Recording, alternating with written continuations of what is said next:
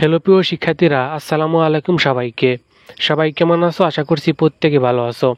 আজকে আবারও তোমাদের জন্য নতুন একটি ভিডিও নিয়ে আসলাম।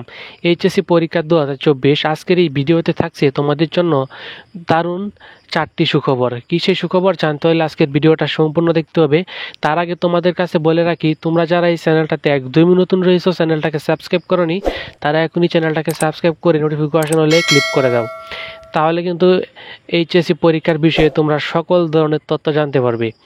তো যে বিষয়টা বলছিলাম, তো প্রথমেই তোমাদের জন্য যে সুখবর সেটা হলো যে এবারে কিন্তু আইসিটি পরীক্ষার মধ্যে অনেকেরই কিন্তু নৈবিত্তিক কম হয়েছে, আবার অনেকেরই ভালো হয়েছে। তবে তোমাদের যে প্রশ্নটা ছিল সেটা হলো যে তোমরা বলতেছো প্রশ্নটা কিন্তু আসলে তোমরা যে প্রশ্নটা পেয়েছো সেটা অনেক হার্ড করা হয়েছে।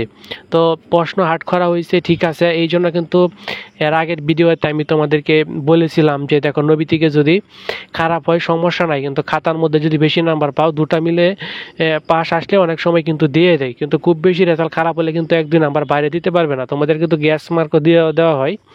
সেক্ষেত্রে কিন্তু অনেকেরই পাস করার সম্ভাবনা থাকে 1-2 নাম্বার, বা এই নাম্বারের জন্য টেনশন করার কোনো দরকার নাই। বাকি পরীক্ষাগুলো ভালো দিলে দেখা গেছে একটা সাবজেক্ট নিয়ে কোনো সমস্যা নাও হতে পারে। দ্বিতীয় নাম্বারে যে সুখবর সেটা হলো যে তোমাদের ইংরেজি প্রথম এবং ইংরেজি দ্বিতীয়, এই দুটার মধ্যে কিন্তু কোনো নৈবিত্তিক নেই। একজন স্যারের হাতে কিন্তু তোমাদের খাতাটা পড়ে। তো ইংরেজি পরীক্ষার খাতা কিন্তু ইতিমধ্যে অনেক স্যার পেয়ে গেছে। তো স্যাররা কিন্তু বলছে যে তারা কিন্তু ইংরেজিতে ছাত্রদেরকে সবসময় বেশি বেশি নাম্বার দেওয়ার চেষ্টা করে, কারণ এটা একটা বোর্ড পরীক্ষা। এখানে ছাত্র মোটামুটি লিখে আসলেই কিন্তু স্যাররা বেশি বেশি নাম্বার দিয়ে থাকে। তো যারা লিখে আসছো তারা অবশ্যই পাস করবা, যারা লিখো নাই সাদা খাতার মধ্যে নাম্বার দেওয়া কোনোভাবেই সম্ভব না। এবং 3 নম্বরে যে সুখবর সেটা হলো যে তোমরা যারা চতুর্থ সাবজেক্টে, ইন্টারে যারা চতুর্থ সাবজেক্টে এ প্লাস পাবা, তাদের মূল রেজাল্টের সাথে 3 পয়েন্ট যোগ করা হবে। তোমরা মূল রেজাল্টের সাথে কিন্তু 3 পয়েন্ট যোগ করা হবে যদি চতুর্থ সাবজেক্টে এ প্লাস পাও। আর যদি চতুর্থ সাবজেক্টে এ মাইনাস পাও তাহলে 2 পয়েন্ট, এ পেলে 1 পয়েন্ট।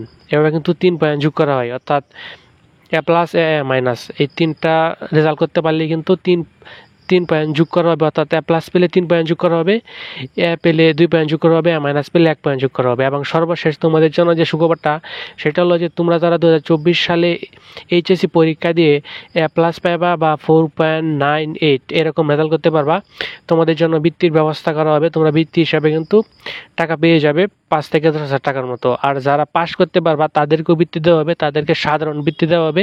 বৃত্তির জন্য আবেদন করতে হবে, তাহলে কিন্তু তোমরা বৃত্তিটা পেয়ে থাকবা।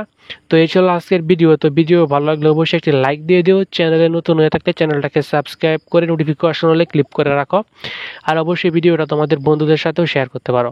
ধন্যবাদ সবাইকে।